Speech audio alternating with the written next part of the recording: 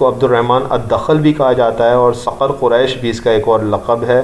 اور انگریزی میں جو ہے آپ اگر جو ہے وہ انسائکلوپیڈیا پہ دیکھیں گے تو عبدالرحمن 1 جو ہے اس کا ٹائٹل ہے، اور اس کا جو پیریڈ ہے وہ 731 AD سے 788 تک ہے۔ بنو امیاد سے اس کا تعلق ہے، لیکن یہ اسپین میں بنو امیاتی خلافت کا بانی مانا جاتا ہے۔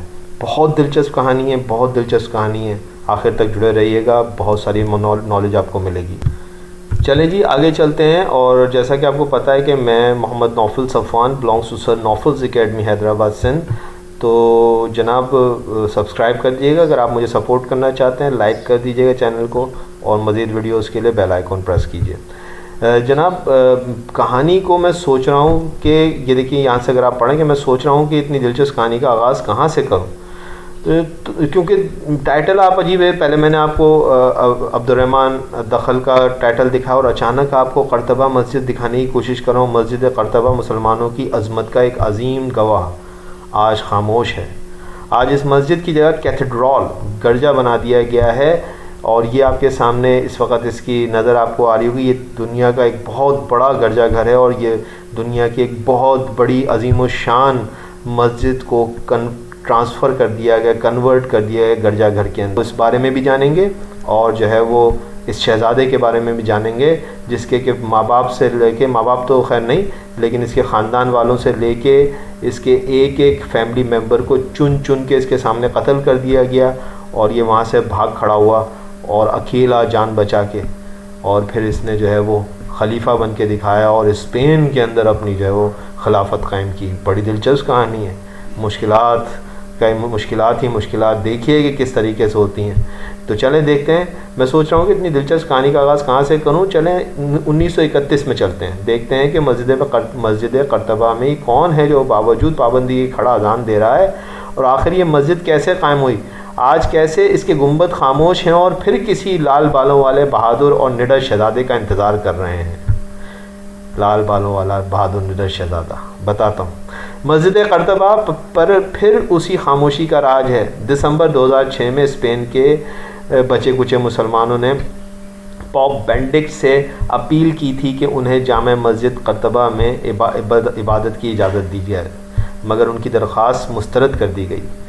جناب والا یہ دیکھیے، یہ آپ اگر ان کو پہچانتے ہو، ڈاکٹر اقبال ہیں، اور مسجد قرطبہ کی تصویر ہے۔ 1931 میں یورپ کے ٹور پہ تھے جب اقبال، تو یہ مسجد قرطبہ بھی پہنچے۔ 1931 میں شہر مشرق علامہ اقبال وہ پہلے مسلمان تھے جنہوں نے 800 سال بعد قرطبہ کی جامع مسجد میں پابندی کے باوجود اذان دی، نماز ادا کی، اور مسجد قرطبہ کے عنوان سے ایک خوبصورت نظم لکھی: اے حرم قرطبہ عشق سے تیرا وجود، عشق سراپا دوام جس میں نہیں رفت و ربود، تیرا جلال و جمال مرد خدا کی دلیل، وہ بھی جلیل و جمیل، تو بھی جلیل و جمیل۔ تو جناب یہ اقبال ہیں، آپ دیکھیے خوبصورت شاعری، اور جو ہے وہ ڈاکٹر اقبال نے جو ہے وہاں پہ وزٹ کیا تھا اس زمانے میں۔ یہ مسجد ایک یتیم شہزادے نے اسپین پر اپنی حکومت قائم ہونے کے بعد بنوائی تھی۔ مسجد قرطبہ کا قصہ کچھ یوں ہے کہ جب مسلمانوں نے اندلس کا شہر قرطبہ فتح کیا، قرطبہ اندلس میں بہتے سب سے بڑے دریا میں وادی الکبیر کے کنارے واقع ہے، ٹھیک ہے جی۔ شہر کے قریب دریا کے کنارے ویسگوتھ عیسائیوں نے ایک گرجا تعمیر کر رکھا تھا۔ ان کی آمد سے قبل وہاں قدیم رومیوں کا ایک معبد ہوا کرتا تھا، معبد کہتے ہیں عبادت گاہ کو۔ فاتح مسلمانوں کو نماز پڑھنے کے لیے ایک موضوع مقام کی تلاش تھی۔ انہوں نے مقامی عیسائی معززین کی اجازت سے گرجا میں ایک جگہ نماز پڑھنے کی خاطر مخصوص کر لی، اور سن 754 عیسوی میں قرطبہ اندلس کے پہلے اموی خلیفہ عبدالرحمن الدخل، یہ ہمارا ٹاپک ہے، عبدالرحمن الدخل کی عملداری میں آ گیا۔ انہوں نے پھر فیصلہ کیا کہ گرجے کی جگہ ایک شاندار مسجد کی تعمیر کی جائے۔ تو کہانی میں نے یہاں سے اسٹارٹ کی ہے کہ عبدالرحمن الدخل نے یہ مسجد بنوائی تھی، جو مسجد آج خاموش پڑی ہے۔ یہ تصویر آپ دیکھیے، اس کی عظمت دیکھیے آپ، تصویر کے اندر، اور اس کے اندر آپ دیکھ سکتے ہیں کہ یہ ننس جو کہ جو ہے وہ فیمیل مولوی ہوتی ہیں، عالم دین ہوتی ہیں، جو بھی ہوتی ہیں، وہ آپ کو نظر آ رہی ہیں کرسچینٹی کی اس مسجد کے اندر. اور جو ہے وہ آپ صرف بابری مسجد کو نہ یاد کیجیے گا، آج سے یاد رکھیے گا ایک اور مسجد بھی پکار رہی ہے آپ کو. ٹھیک ہے جی. عبد الرحمن الدخل کے وزیر امیہ بن یزید نے عیسائی معززین سے طویل مذاکرات کیے. آخر طے پایا کہ شاہ وقت یعنی کہ بادشاہ عبد الرحمن الدخل آدھا گرجہ خریدنے کے بدلے انہیں بھاری رقم ادا کرے گا. یہی نہیں، عیسائیوں کو شہر میں 3 گرجہ گھر تعمیر کرنے کی اجازت بھی مل گئی. گرجے کی آدھی جگہ خریدنے کے بعد تعمیر شدہ عمارت منہدم کر دی گئی. 784 عیسوی میں سے اس جگہ پھر مسجد قرطبہ کی تعمیر شروع ہوئی. آنے والے اموی خلیفہ وقفے سے مسجد قرطبہ کی تعمیر تزئین و آرائش کرتے رہے. یہ تقریباً 987 عیسوی میں مکمل ہوئی. یوں عبد الرحمن اول الدخل نے اندلس میں اسلامی فن تعمیر کے نادر شاہکار جامع مسجد قرطبہ کی بنیاد رکھی، جس کی چوڑائی 150 اور لمبائی 220 میٹر کے قریب تھی. اس مسجد میں 1400 سے زائد ستون تھے. مسجد اتنی بڑی تھی کہ اگر کوئی دور سے دیکھتا تو اس کی آخری حد نظر نہ آتی. کیا بات ہے، سبحان اللہ. بہرحال مسجد ایک خوبصورت تعمیری شاہکار تھی. جامع مسجد قرطبہ کی خوبصورتی کا اندازہ اس بات سے لگائیے کہ بعد ازاں کا مقصد بعد میں آنورڈ وہاں عیسائیوں کی اکثریت ہو جانے کے باوجود بھی کلیسا بنانے کی حمایت نہیں کی گئی. یعنی کہ بعد میں جب عیسائی کرسچینٹی وہاں پہ آ گئی دوبارہ اور مسلمانوں کا زوال ہوا اس اسپین کے اندر، تو بھی وہاں پہ چرچ بنانے کی حمایت نہیں کی. عیسائی کرسچنز خود کہتے تھے کہ یہاں پہ گرجا بنا تو مسجد کا حسن خراب ہو جائے گا، لیکن بعد میں آرچ بشپ یعنی کہ بڑا جو پادری ہوتا ہے اس نے جو ہے وہ فیصلے کی مخالفت کرتے ہوئے مسجد کے وسط میں کلیسا کی تعمیر کا حکم دیا. مسجد کے بیچ میں گرجے کی تعمیر کا حکم دیا. تعمیر مکمل ہونے کے بعد اس نے جب مسجد کو دیکھا تو افسوس کا اظہار کرتے ہوئے کہا کہ اگر مجھے معلوم ہوتا کہ مسجد اتنی حسین ہے تو میں کبھی کلیسات کی تعمیر کی اجازت نہ دیتا. تو یہ حال ہے، دیکھ لیجئے. یہ دنیا کی قدیم ترین مساجد میں سے ایک ہے جسے اقوام متحدہ کے ادارے یونیسکو نے عالمی ثقافتی ورثہ قرار دیا ہے. اس کو کہتے ہیں تو اس کو جو ہے یونیسکو عالمی ثقافتی ورثہ قرار دیا. اس کو انگریزی میں کہتے ہیں UNESCO heritage site, world heritage site اس طریقے سے کہتے ہیں، یونیسکو ہیریٹیج سائٹ. اگر ہندی سمجھنے والے اردو نہیں سمجھ پا رہے تو ان کے لیے میں یہ انگلش میں بتا رہا ہوں. یہ مسجد دیکھنے کے لیے دنیا بھر سے ہر سال 14 لاکھ سے زائد سیاح اسپین آتے ہیں. اور بدقسمتی سے یہ ہے کہ صدیوں سے مسجد اپنے امام اور مقدیوں کی منتظر ہے. یعنی کہ یہاں پہ نماز نہیں ہو رہی، نہ تو یہاں پہ امام ہے اور نہ ہی نمازی ہیں. اندلس میں مسلمانوں کو زوال آیا تو دوسری مساجد کی طرح مسجد قرطبہ بھی عیسائیوں کے تسلط میں آ گئی. یعنی کہ وہاں پہ تمام مساجد بند ہوئیں. ایسا بہت ساری جگہوں پہ ہوا ہے ورلڈ کے اندر. ہسٹری تو پڑھا کیا کیجئے سر، صرف ایسی بس 2-4 گھٹیا قسم کے اخبارات پڑھ کے جذباتی مت ہو جایا کریں. ہسٹری بڑی بھری پڑی ہوئی ہے مختلف چیزوں سے. تو آج سن لیجئے. 15ویں صدی میں مسجد کے وسط میں ایک کیتھولک گرجا قائم کر دیا گیا جہاں عیسائیوں کو عبادت کی اجازت ہے، لیکن مسلمانوں کے لیے مسجد میں اذان دینے اور نماز کی ادائیگی پر آج بھی پابندی ہے. اور اب آج یہ مسجد پھر کسی لال بالوں والے ایسے بہادر شہزادے، نڈر شہزادے کا انتظار کر رہی ہے. اس شہزادے کی کہانی سنائے بغیر تو میری آج کی پریزنٹیشن ختم نہیں ہوگی. تو سنیے، یہ کہانی ایک یتیم شہزادے کی ہے جو اپنے خاندان کے بہتے خون کے دریا کو عبور کر آیا. چلیں ملتے ہیں اس سے جس کو آج دنیا عبد الرحمن الدخل یا صقر قریش کے نام سے جانتی ہے. صقر قریش. عبد الرحمن 5 برس کا تھا تو اس کا باپ معاویہ بن حشام بن عبد الملک بن مروان بن حکم شکار کے دوران اپنے گھوڑے سے گر کر مر گیا تھا.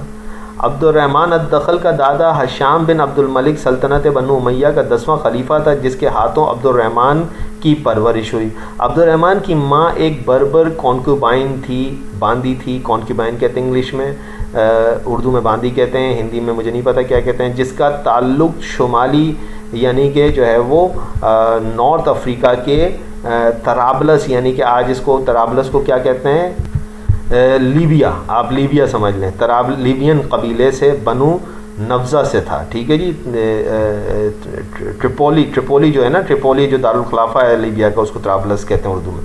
بہرحال جس وقت فائنل عباسی ریولوشن آیا اور عبد الرحمن کے اموی خاندان کے ہر شخص کو قتل کیا گیا، اس وقت یہ شہزادہ 19 برس کا تھا۔ آپ نے 17 سال کے محمد بن قاسم کا تو قصہ سنا ہوگا، آج ایک اور ٹین ایجر کا قصہ سنیے جناب، آج ایک اور ٹین ایجر کا قصہ سنیے۔ تو ہوتا کچھ یوں ہے کہ ابو مسلم خراسانی عراق پہنچتے ہی بنو عباس نے کوفے میں بغاوت کر کے اپنی خلافت کا اعلان کر دیا، اور پہلے عباسی خلیفہ ابو العباس صفا کی بیعت کر لی گئی۔ یوں خراسان کے بعد عراق سے بھی بنو امیہ کا اقتدار ہمیشہ کے لیے مٹ گیا۔ یہ آپ نقشہ بھی دیکھتے جائیے گا اسٹل کر کے، آپ کو سمجھ میں آ جائے گا کون سی جگہ کیسے ہے۔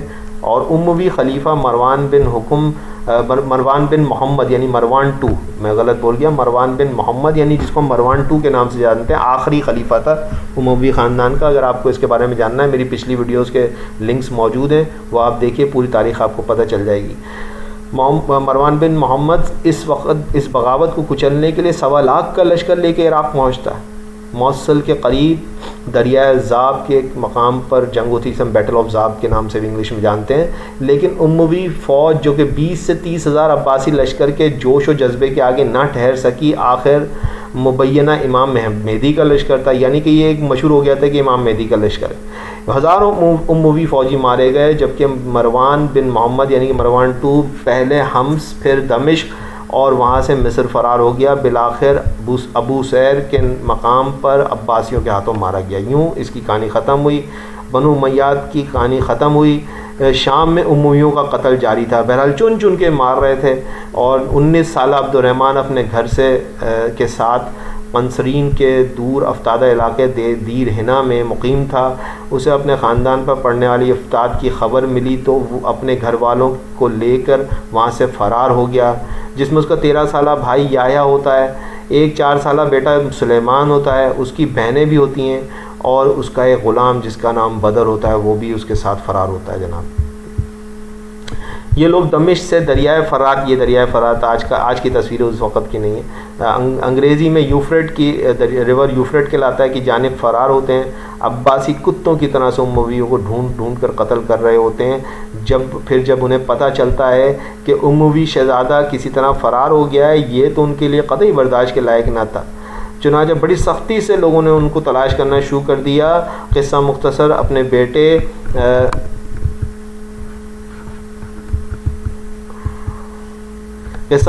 اپنے بیٹے اور بہنوں کو یہ لوگ ایک گاؤں میں چھوڑ کر بھاگتے ہیں، مگر عباسی کارندے انہیں پکڑنے پہنچ جاتے ہیں۔ اس وقت ان کے پاس کوئی راستہ نہ تھا سوائے اس کے کہ وہ دریائے فرات یعنی کہ یوفریٹ میں چھلانگ لگا دیں۔ یہ یوفریٹ ریور بہہ رہا ہے، ٹھیک ہے جی۔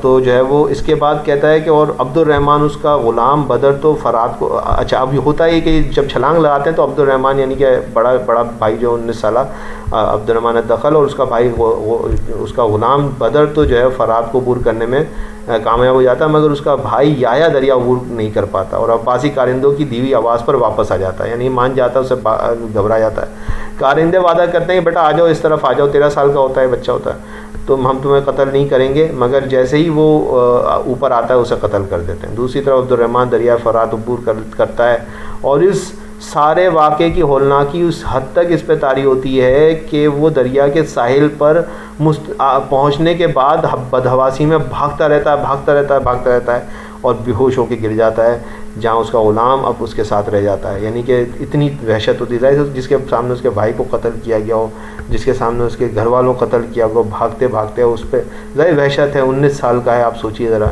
امیجن کیجیے۔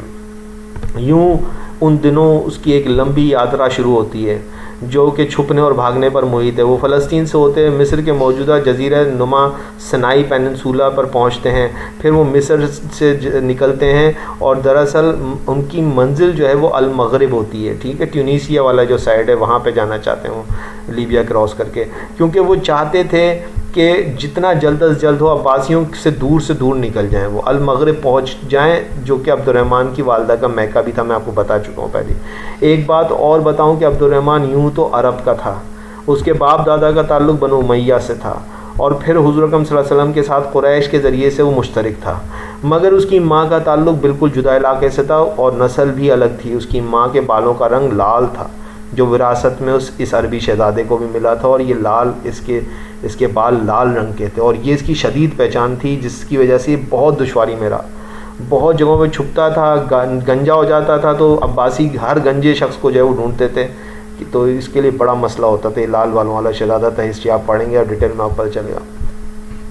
عباسیوں کو پتہ تھا کہ اس کی شناخت اس کے لال بالوں سے بڑی آسانی سے ہو سکتی ہے، چنانچہ وہ اس شناخت کو مٹانے کے لیے ہمیشہ گنجا رہتا، اور یہ بات کہ عباسیوں کو پتہ تھی، اس لیے وہ گنجے لوگوں کو بھی ڈھونڈ کر ان پہ شک کرتے تھے، انہیں پکڑ لیتے تھے۔ بہرحال موجودہ تیونسیہ میں اموی زمانے کا گورنر موجود تھا، عباسی ابھی یہاں تک نہیں پہنچے تھے، وہاں یہ لوگ پناہ گزین ہوئے، مگر پھر وہاں کے گورنر نے بھی مدد سے انکار کر دیا، بلکہ ان کا دشمن ہو گیا، چنانچہ انہوں نے وہاں سے بھی بھاگنا پڑا، اور وہاں سے بھاگنے میں وہاں کے بربر قبیلے کی سردار کی بیوی نے شہزادے کو بھاگنے میں مدد کی۔ میں اس کے ڈیٹیل میں جا رہا ہوں، فلمی سین تھا بڑا، میں نے اس کو آپ ڈیٹیل میں پڑھیں گے تو آپ پتہ چل جائے گا۔ بہرحال ٹھیک ہے جی۔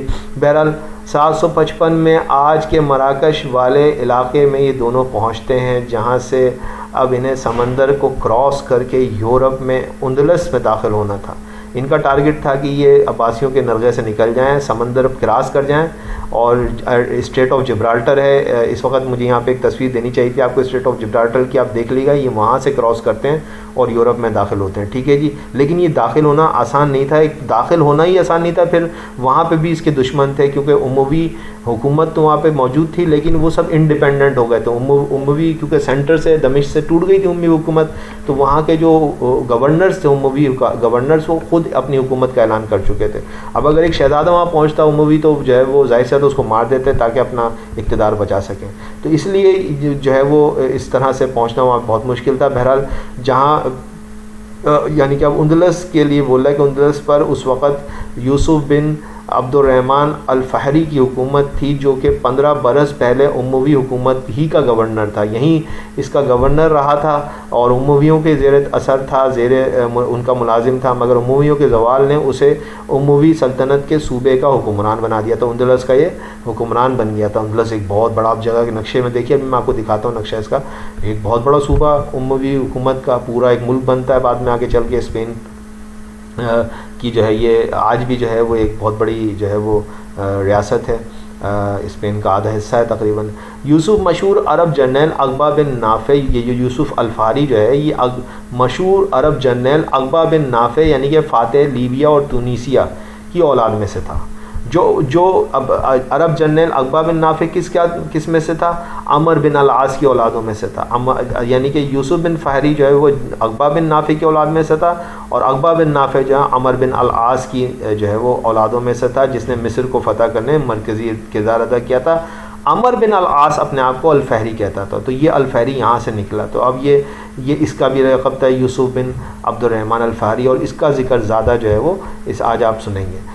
کہتا بہرحال جب شہزادہ عبد الرحمن یہاں پہنچتا ہے تو یوسف الفہری بہت کمزور حکمران کے طور پر یہاں حکومت کرا۔ اب یہ دیکھیے یہ ہے وہ جگہ، یہ یہاں سے یہ اسٹریٹ آف جبرالٹر ہے، یہاں سے یہ دمشق سے چلتا ہے، یہ اس جگہ کہیں دمشق ہے، اور یہاں سے بھاگتا ہوا یہاں سے نکلتا ہے، یہ سینائی پیننسولا یہ ہے، سینائی پیننسولا سے ایجپٹ ہے، ایجپٹ سے پھر یہ نارتھ افریقہ جس میں لیبیا، تیونسیہ، اور پھر سارے کے سارے یہاں سے ہوتے ہوئے اسٹریٹ آف جبرالٹر، اور اسٹریٹ آف جبرالٹر کو کراس کر کے یہ یورپ میں داخل ہو جاتے ہیں۔ یہاں سے یورپ شروع ہوتا ہے، یہ اسپین ہے آج کا، اسپین کے اوپر پھر آپ جانتے ہیں یہ یونائٹڈ کنگڈم آ جاتا ہے، ترکی آج کا موجودہ ترک سلطنت عثمانیہ یہاں بنتی ہے بعد میں۔ بہرحال اب کیا ہوتا ہے کہ بہرحال شہزادہ اپنے غلام بدر کو سمندر پار یورپ میں موجود امویوں کے علاقے میں بھیجتا ہے، یعنی کہ یہ خود تو یہاں ہوتا ہے کہیں چھپا ہوا، اپنے غلام بدر کو جو ہے بھیجتا ہے کہ وہاں پہ جاؤ، وہاں پہ دیکھو حالات کو کیا ہے، تاکہ کچھ معاملات کو آگے بڑھایا جائے۔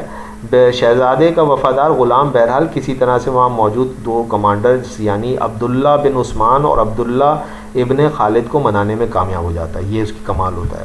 وہاں پہ جا کے یہ مینوپولیشن کرتا ہے اور یہ مینوپولیشن کامیاب ہو جاتی ہے. یوں دونوں ڈائریکٹ شہزادے کے اپنے علاقے، یہ دونوں ڈائریکٹ شہزادے کے اپنے علاقے دمشق سے تعلق تھے. تو اس کی وجہ یہ تھی کہ دونوں اس وجہ سے مان جاتے ہیں کہ دونوں دمشق سے ہی ان کا تعلق تھا، شہزادے کے علاقے کے تھے. تو یہ دونوں کمانڈر اور مزید ایک اور کمانڈر یوسف ابن بخت کو بھی اپنے ساتھ ملا لیتے ہیں. ٹھیک ہے جی. اس طرح سے 3 جو ہے وہ بہرحال بڑے کمانڈر اس کے ہاتھ لگ جاتے ہیں. اس وقت وہاں یمنی قبائل شہزادے کا ساتھ دینے کو تیار ہو جاتے ہیں. بہرحال بہت سی مشکلات کے بعد بدر واپس افریقہ پہنچتا ہے اور شہزادے کو یورپ کے یمنیوں کی دعوت کا بتاتا ہے کہ وہاں پہ جو ہے وہ ایک تو اس کی کمانڈر کچھ راضی ہو گئے ہیں اور یمنی قبیلے جو ہیں وہ بھی کچھ جو ہیں وہ راضی ہو گئے ہیں بغاوت کرنے کے لیے یوسف الفہری کے خلاف. اور وہ پہلے سے بھی چل رہی تھی اس کا، میں آپ ڈیٹیل میں نہیں کرنا چاہتا ہوں ورنہ بہت لمبی ویڈیو ہو جائے گی، لیکن یہ پہلے سے وہاں پہ چپکلش چل رہی ہوتی ہے تو وہ اس کا فائدہ جو ہے وہ یہ عبد الرحمن الدخل اٹھاتا ہے. ٹھیک ہے جی.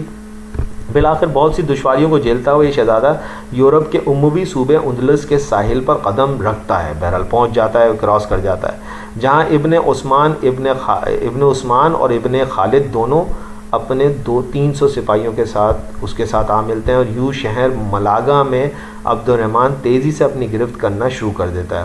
اور یہاں سے یہ خبر پورے اندلس میں پھیلنا شروع ہو جاتی ہے کہ اموی شہزادہ یہاں پہنچ چکا ہے اور قبائلی سردار یکے بعد دیگر عبد الرحمن کے زیر تسلط آنا شروع ہو جاتے ہیں. یعنی کہ جب یہ خبر پہنچتی ہے کہ بھئی اموی شہزادہ خود پہنچ گیا یہاں پہ، کیونکہ اب تک یہاں پہ بنو امیاد کے صرف گورنر اپائنٹڈ ہوتے تھے.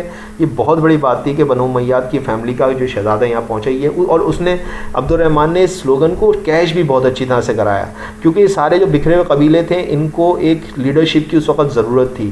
تو وہ لیڈرشپ جو ہے نا ان کے ہاتھ آ گئی اور یوں جو ہے وہ یہ شہزادہ، ایسے بات ہے لیڈرشپ صلاحیتیں تو تھیں نا ان میں امویوں میں، ان کو تو آپ انکار نہیں کر سکتے، چاہے آپ کتنی برائیاں ہیں اس کو کوئی انکار اس کے بھی نہیں، لیکن یہ کہ لیڈرشپ صلاحیتیں ان کے اندر موجود تھیں. مذاق بات نہیں ہے، مذاق بات نہیں ہے. یہاں ایک بڑا دلچسپ قصہ ہے کہ ایک قبائلی سردار کی طرف سے شہزادے کے لیے ایک تحفہ بھیجا جاتا ہے جسے شہزادہ بڑی خوبصورتی سے انکار کر کے واپس کر دیتا ہے. جانتے ہیں تحفہ کیا تھا؟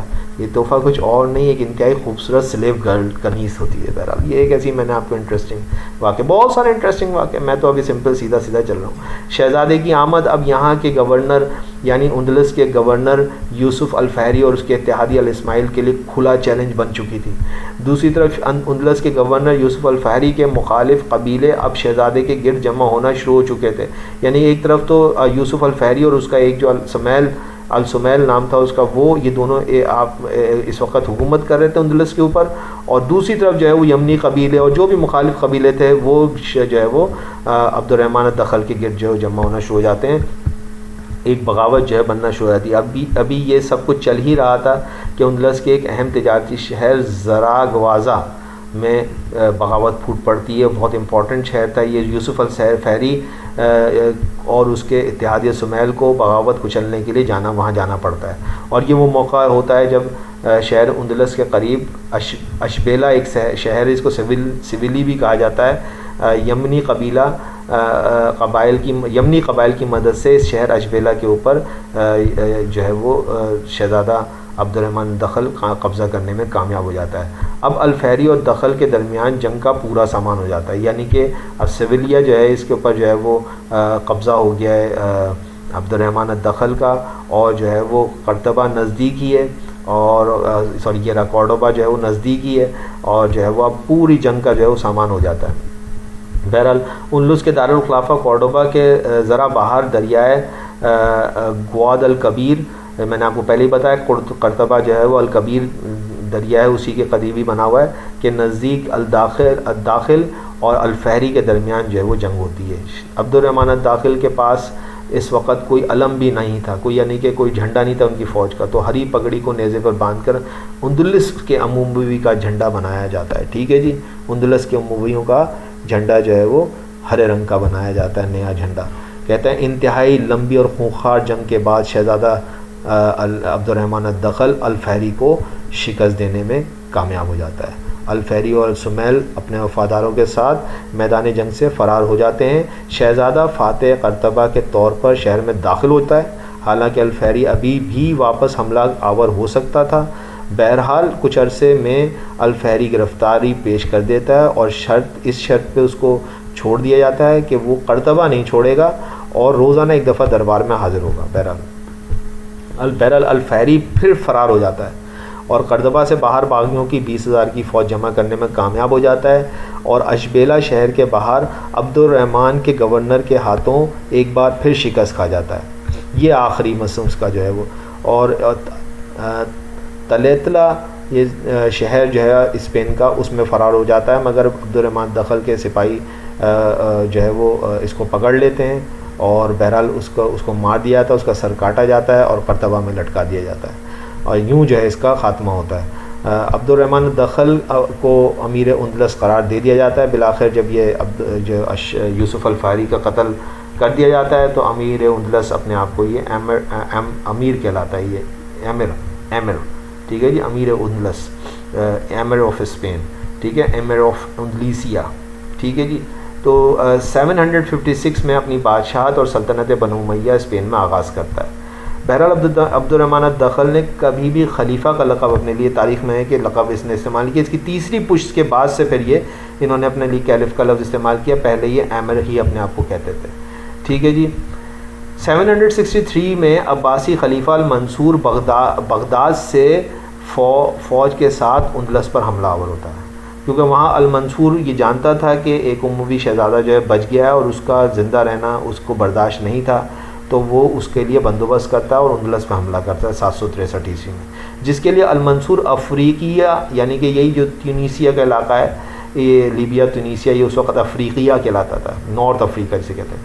یہاں کا جو گورنر تھا عباسی گورنر العلا بن ابن مغیث، اس کو پہلے گورنر بناتا ہے یہاں کا، اور پھر اس کو بیجا پرتگال کے راز ساحل پر اپنی فوج کے ساتھ بھیجتا ہے اس کو، اور وہ حملہ آور ہوتا ہے، یعنی کہ جو ہے وہ اس کو جو ہے وہ ابن مغیث کو جو ہے وہ بھیجا جاتا ہے، جو کہ پرتگال کے راستے جو ہے وہ اندلس پہ حملہ آور ہو جاتا ہے، اور تیزی سے اپنی ایک بہت بڑی مسلح فوج کے ساتھ آس پاس کے تمام علاقوں پر قبضہ کر لیتا ہے۔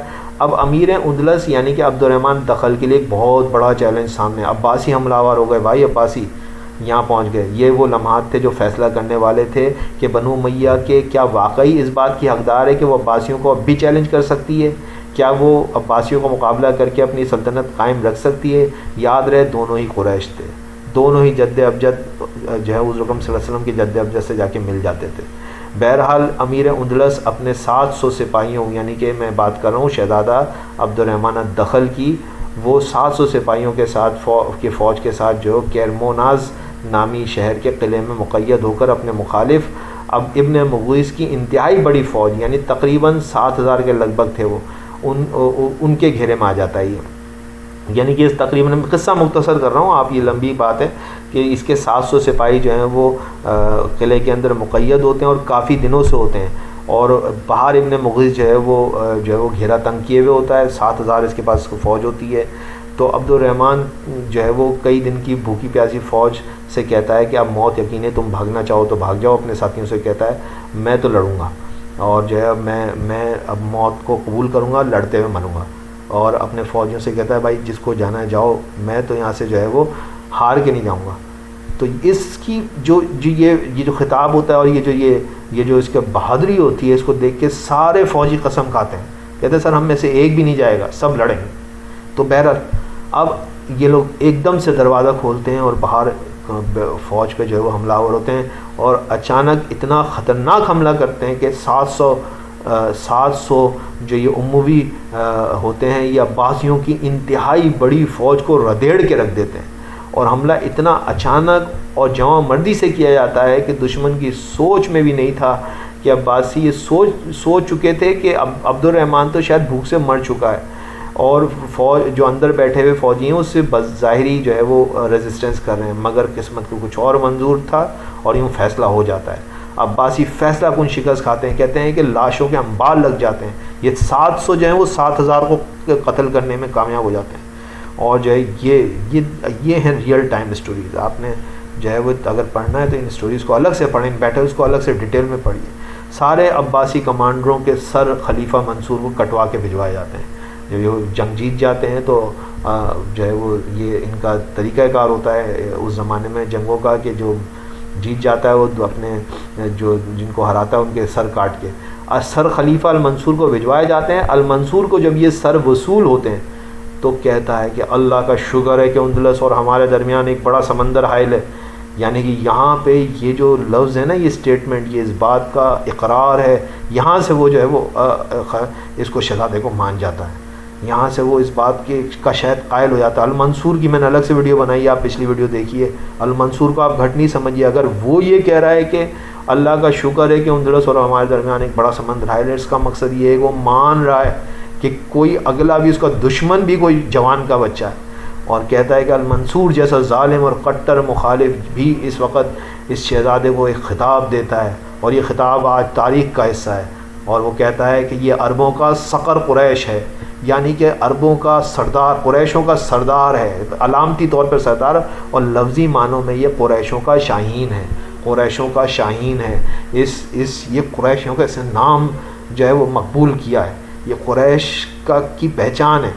تو یہ المنصور ایک بہادر بادشاہ دوسرے بادشاہ کو خراج تحسین پیش کرتا ہے. یہ سرخ بالوں والا شہزادہ 788 عیسوی میں قرطبہ میں انتقال کرتا ہے، وہیں نزدیک کے مقام پر دفن ہے. اس کا بیٹا ہشام اگلا خلیفہ بنتا ہے، اور آنے والی کئی نسلوں تک اموی ایک بار پھر اسپین میں اپنی خلافت قائم کرنے میں کامیاب ہو جاتے ہیں، جہاں میں اہل ایمان صورت خورشید جیتے ہیں. ادھر ڈوبے ادھر نکلے، ادھر ڈوبے ادھر نکلے. ایک بات میں اپنے مطالعے اور یادداشت کو استعمال کرتے ہوئے اپنے اسٹوڈنٹس کو بتانا چاہتا ہوں. کیا آپ نے سوچا نہیں کہ اس شہزادے کی کامیابی میں اس ایک بہت بڑا ہاتھ اس کے وفادار غلام بدر کا بھی تھا؟ مگر آگے چل کے اس کے اور بدر کے درمیان اختلافات جنم لیتے ہیں. کچھ روایتوں میں ہے کہ بدر پاگل ہو گیا، کچھ میں یہ ہے کہ اسے مروا دیا گیا ہے، مر گیا. بہرحال بدر کا انجام بھی اموی حکمرانوں کے زیادہ تر وفاداروں کے انجام سے زیادہ مختلف نہ تھا. آپ کو پتہ ہے کہ امویوں کے جو وفادار ہیں وہ ان کو کچھ زیادہ انعام زندگی نے نہیں دیے، تو بدر کا بھی کچھ ایسے انجام ہوتا ہے. میں نے کہا اس میں ایڈ کر دوں. تو جناب اب بھی سلطنت عباسیہ کے بارے میں بہت کچھ ہے جو میں بتاؤں گا. جڑے رہی گا میرے ساتھ، انشاءاللہ کچھ نہ کچھ سیکھنے کو ملے گا. شکریہ سر نوفل. ایک بار پھر اگر آپ کو چینل پسند آیا سبسکرائب اور لائک کرنا مت بھولیے گا. Thank you very much.